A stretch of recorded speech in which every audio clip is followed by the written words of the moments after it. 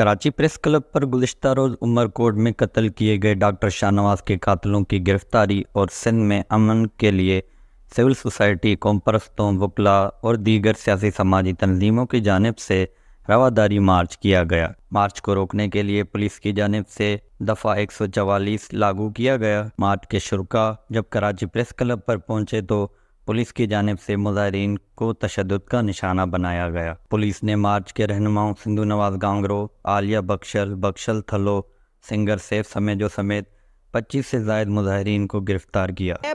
جس مقصد کے لیے آج سب لوگ پورے سندھ سے اکٹھے ہو رہے تھے اور بڑی تعداد میں اکٹھے ہونے میں کامیاب بھی ہو گئے ہیں، لیکن بہت بڑی تعداد میں ہمارے درجنوں ساتھیوں کو گرفتار کر لیا گیا، ان پر تشدد کیا گیا۔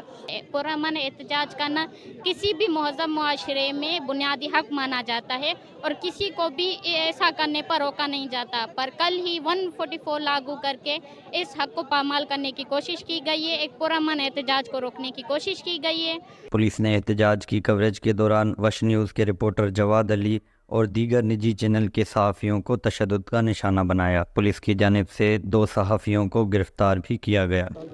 جی بالکل جواد، جیسے آپ نے دیکھا کہ ہمارا کام کوریج کرنا ہے اور آج سندھ رواداری مارچ کا جو احتجاج تھا اس کو کور کرنے کے لیے آپ کے ساتھ ہم بھی وہاں پہ کھڑے تھے۔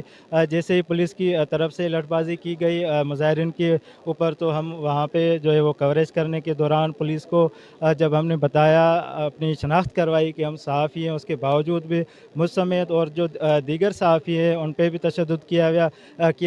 دیکھیں جی، بالکل نام نہاد جمہوری حکومت کے دوران یہ سب کچھ ہوا ہے۔ ہم صحافی جو کوریج کر رہے تھے ان پر ڈنڈے برسائے گئے۔ پولیس نے سینئر صحافی شوکت کورائی کو گرفتار کیا۔ پولیس نے سینئر صحافی ذوالفقار راجپر پر ڈنڈے برسائے، ان کو گرا دیا۔ ان کی طبیعت آلریڈی خراب ہے، ان کو تشدد کا نشانہ بنا گیا۔ ایک صحافی ہمارا تھا AR جمالی، وہ کیمرہ مین تھا ایک نجی ٹی وی سندھی TV کا، اس کو یہ گرفتار کر رہے تھے۔ اس کو جب میں نے چھڑانے گیا تو میرے اوپر بھی انہوں نے ڈنڈے برسا دیے۔